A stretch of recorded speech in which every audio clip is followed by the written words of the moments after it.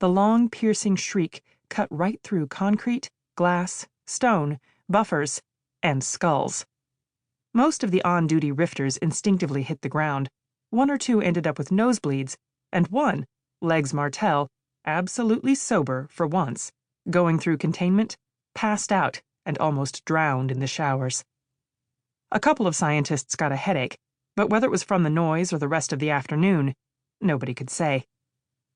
The wedge-shaped Lev should have come over the border and inched slowly to a graceful halt right inside the white detox lines, hovering at the regulation 3 feet above pavement.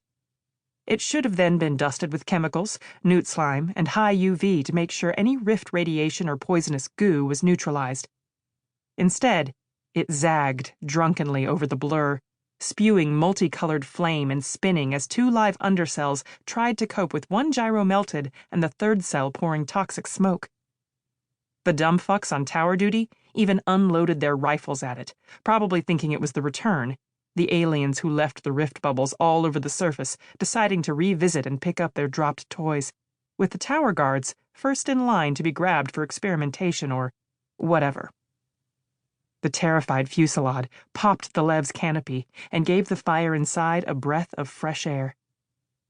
The resultant explosion shattered every window facing the containment bay. Klaxons were added to alarms and recorded exhortations to wash twice, dust down, wash again. Someone got the yahoos in the towers to quit shooting, but by then it was too late. Any evidence of what had happened inside the blur wall was well and truly shot to shit and burned for good measure. Wreckage that had once been a good solid piece of anti-grav equipment drifted on its 2 remaining cells, turning in majestic, lazy circles and burning merrily. The emergency response team had been playing 3 high instead of suiting up as soon as something rippled in the blur, and the watching rifters hit the alert. So it took them a good 10 minutes to get their lazy asses out there. They foamed the whole thing, and someone got the bright idea of setting out a triangle of dampers. When they were switched on, their flat surfaces coruscating with peculiar static popping blue stutterlight, the Lev thudded down, cracking concrete. It was too heavy, as if it had dragged a squeezer. What the scientists called a localized gravitational anomaly, isn't that a mouthful, out on its back. There are squeezers and shimmers, and the pointy-headed wonders call them the same damn thing, when any idiot could guess you'd need to know which was too much and which was too little. Didn't matter. They kill you just the same. Except there are stories of a rifter surviving a shimmer. You never know. Anyway, once the foam dripped away, the entire warped chassis of the Lev was there, and 3 shapes glimmered through the smoke. One of them had to be Bosch from the physics department, because one of that corpse's legs was 2.5 inches shorter than the other. Another one's pelvis was horribly mangled, but it could have been a woman's. The obvious conclusion was that it was Ashe and the 2 scientists, with their accompanying Sardies, who would have been in the secondary, much smaller Lev, dead somewhere in QR 715. The gleaming inside the shattered Lev was skeletons, turned into some sort of alloy.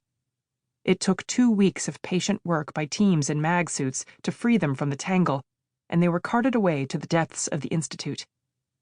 Someone did a hush-hush paper on them. The bones were alloy, where the ligaments were all high-carbon flecks with an odd crystalline pattern all over. That was the heaviness. The alloy was impervious to diamond or laseric, and incredibly dense.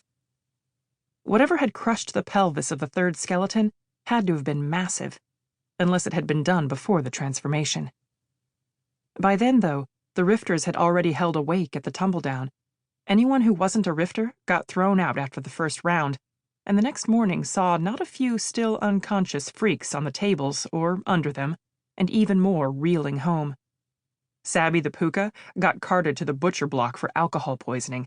Might as well have medicated him for grief, too, since he and Cabra had been running with the rat ever since she rolled into town. There was nothing to bury.